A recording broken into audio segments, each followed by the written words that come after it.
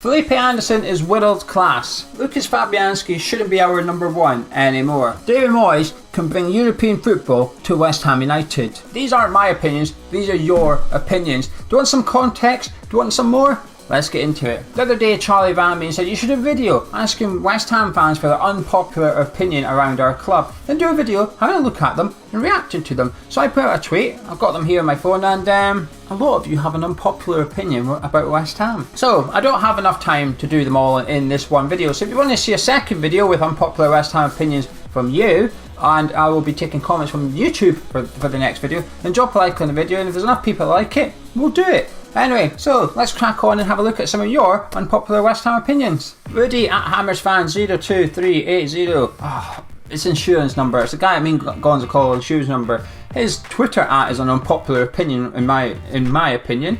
Sam Allardyce was a fantastic manager for us who did exactly what he was hired to do.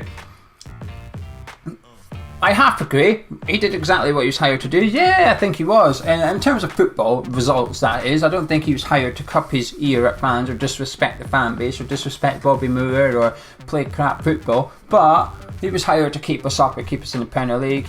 And that's what he'd done. He'd done that. A fantastic manager. I wouldn't say that. I think he's a good manager. I think he does what it says on the tin. It's not really pretty, is it? If it was a tin of paint, you wouldn't paint your wall with that paint, would you? It's still paint. It doesn't really make sense, does it? I don't know. Anyway, I'll move on. Canning Town Lane. Stuart Robson shouldn't have won Hammer of the Year in 88. Bit of an issue here. I wasn't born when Hammer of the Year award got handed out in 1988. I did not exist. I'm going to agree. I like Len. I like Len's opinions. So I'm going to say I agree. Stuart Robson shouldn't have been awarded Hammer of the Year in 88. Rebecca at Becky says Antonio isn't actually that amazing. There was going to be someone that done this, wasn't there? There's two sides to me here. I've got two mindsets. So let's get into them. He's strong. He's powerful. He's fast. No one else at the club has the raw energy that Antonio has. He's hard working. He's a goal threat. And when he's not playing, we miss him. How often do we draw a game or we lose a game and we think if we had Antonio, we would have had a bit of a chance today? When he comes back from his injury, we are always excited to see him back, looking forward to seeing him in the team. He possesses a goal threat. Now, it doesn't necessarily mean he scores loads of goals, but he has that goal threat. And as a defender, I would hate to play against him. He's the best plan B, and I'm using this in the good side of it because I don't think it's a bad thing to be a good plan B. Ole Gunnar Solskjaer was one of the best plan Bs in Premier League history. Doesn't make him a bad footballer, doesn't make it an insult towards him. Your bench is just as important as your first 11, if not more important, because that's where you change the game. Good player, fantastic contribution to the club so far, and when you think about how much we paid for him, a bargain. He's injury prone. He's getting on a bit age-wise, and while he's got all the good attributes, he's got some bad ones as well, especially his decision-making. Sometimes in a game, you can watch him skip past one player, skip past two players, and then you're thinking, here we go, get the ball in the box and see if someone can head it in, and he decides to cut in on his left foot and hit it from 30 yards and the ball goes over the bar. There's a running joke, if you like, that the ball's in Rose Z when he takes a shot in, because it happens quite frequently. The injury prone thing is my biggest issue, and well, he's not really amazing, is he? So I kind of agree, but I just want to defend him a little bit. Adam at Adam_Nichols1 says Mark Noble has never been above average, and our club have been scared to replace him with better quality. I used to like Adam. Adam was a good Twitter account until I read that. Disappointed Adam, but I kind of get what he's saying. All right, let's take his opinion, because that is his opinion. He's never been above average. I disagree with that. I think the last year at Upton Park, I think he was second for Hammer of the Year, and he was beaten by someone that was 17 on the Ballon d'Or list that year. So pretty difficult to beat Dimitri Payet in his peak, isn't it? I think he's been a very good servant to the club. I think he's above average. He's an above average centre midfielder. I think he's one of the best passers the club have had consistently. While you look at the squad every year, and he's probably in the top 3 passers of the club that year. And I'm not talking statistically. I'm talking what you see on the pitch. He has a lot of sort of downfalls, but half of them aren't really his fault. The club have been scared to replace him with better quality. I don't agree with the scared part. I would agree if he had changed that to the club have failed to replace him in better quality, because I would say yes, they have. Now, is that poor recruitment, or is that because of Mark Noble's ability? It's a bit of both, really. I think we have brought in some players to try and dislodge him. Jack Wilshere, for example, he's a better player than Mark Noble. The problem is, he's not fit, is he? That's poor recruitment. Maybe it's a bit difficult for me because I love Mark Noble. Neil Martin, I actually like the stadium and think the problems with it have been made worse because we've been playing shit there for most of the 4 years. If we had been winning and playing well, it would have been less of an issue. I agree with that. When you think, to anyone that's been to the London Stadium and enjoyed it, whether it's once, twice or 10 times, if you've ever enjoyed a game at the London Stadium, think back to it right now and I bet you we won. We won, weren't we? No one's come away after a 2-0 defeat and thinking what a fantastic game that was up there. So me personally, it was this season when we beat Southampton. I know everyone's going to be, oh hang on, the Chelsea Cup game and the Spurs game in the first year. I'm aware of that, but I wasn't at either of those, unfortunately. The Man United game in Pellegrini's first season, that was one of my favourite ones. We won. So when you win, you do tend to enjoy it a bit more. When you play good football, you tend to enjoy it more. If that Man United won, for example, Pogba got subbed and everybody was cheering, and Felipe Anderson scored his first goal with that little flick. So this is good stuff. This is what we want to see, and it helps the atmosphere. He says he likes the stadium. What I will say, actually, for context, this tweet has got 17 likes, which is one of the highest liked tweets probably. Some tweets, the average likes for the tweet is about 5. So people reading these comments, average is 5. Anything above 10, people are agreeing with it. You could argue it's becoming not unpopular. But to speak up about the stadium on social media, I think is fair play to Neil, because he could have easily got a badge of abuse there. I mean, he got 4 replies to it. No, everybody's agreeing with him and saying that you can make it work. You can make it work. I've got used to the stadium. I don't like the stadium, but I no longer dislike it, if that makes any sense. I've just got used to it. I just go and I don't think, oh crikey, I've got to go to that stadium again. But at the same time, I don't think, oh brilliant, I'm going to that stadium again. It's neither for me. I'm quite neutral towards it now. It's 4 years, isn't it? I've got over it a little bit. Pablo at Pablito3, I have to say that is a fantastic Twitter handle, Pablito3. I like that. He says, I don't have a major problem with Frank Lampard. Now this has got 13 likes,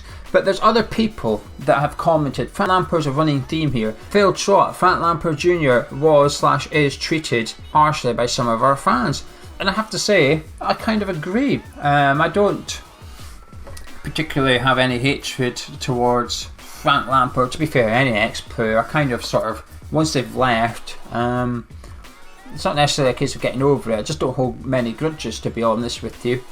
Would I welcome players back if they've done the dirty on us? No, I wouldn't. But I don't sit here banging my seat thinking, oh, I hate that player. When they come on the telly, I don't boo my TV or anything. I'm just emotionless towards them. I just shrug it and whatever. It's happened. I've got a saying in life.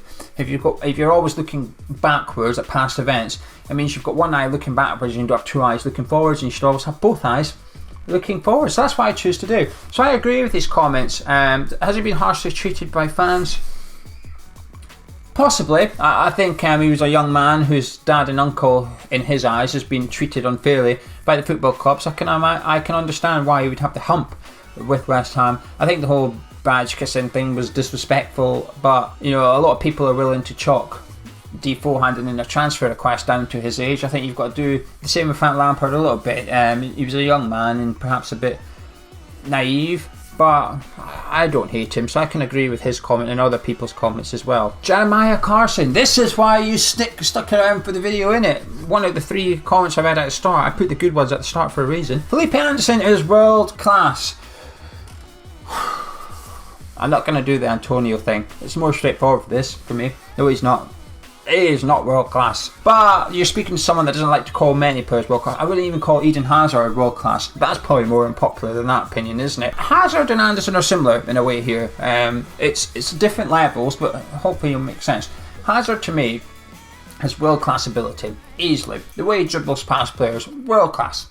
But he doesn't have sort of the consistency. He doesn't have the goal scoring record to be world class for a winger. For me, world class is if you were to pick, 30 players in that continent. I know you may say, well, hang on, it should be the world course, but I don't know enough about South American football. So European football, you had a squad of 30. Who gets in that squad? They're your world class players. Hazard don't. Felipe Anderson certainly doesn't. Felipe Anderson would make my 30th in the Premier League. But does he have world-class ability, Felipe Anderson? I'm not sure to describe it as world-class. I think he's got a lot of talent, a lot of ability, and a lot of class. We just don't see it enough though. We do not see it, and this is the Hazard problem. He's not consistent enough. He's not even consistent enough, in my opinion, to be considered a top 6 Premier League club player. Yeah, that's what I'm trying to say. He wouldn't make it at a top 6 club because he's not consistent enough. Has he got the ability? Yes. But has he got the consistency? No. Rob Hart 24. Rob says Fabianski shouldn't be our number 1 anymore, and we should invest in a younger keeper. Oh, that's going to be unpopular. That's going to be unpopular. But I agree with Rob.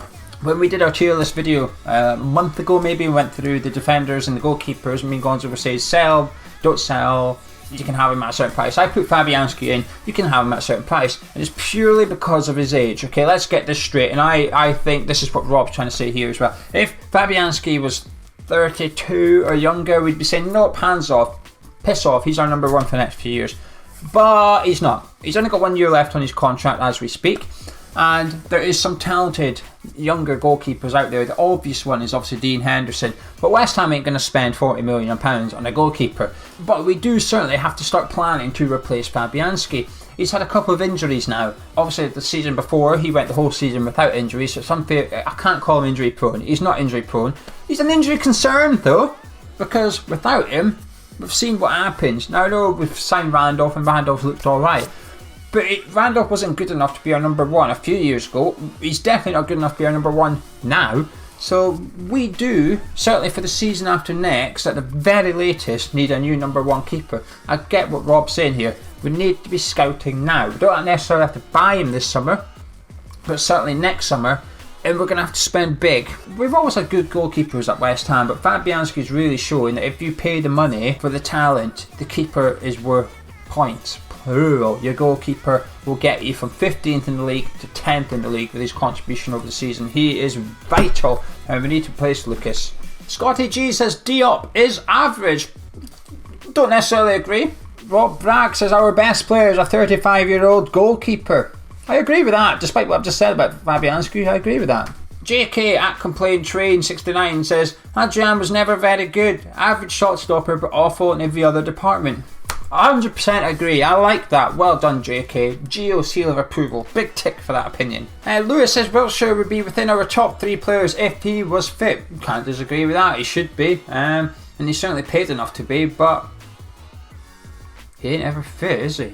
We've got one here from someone called Geomaki at Redhammer8 says, I don't actually hate the board. Whoa, that's unpopular, isn't it? There you have it. There's some unpopular West Ham opinions by you. I don't have time to go through them all, otherwise this video would be massive. So we want to see a second edition, which is about Moyes in European football. Someone thinks David Moyes can get us European football. We'll do a second one if you want. Drop a like on the video if you enjoyed it. Subscribe if you're new around here, and we will catch you in a bit.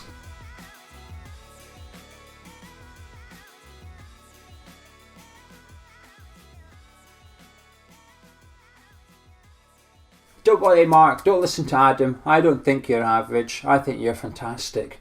Legend. My Mark.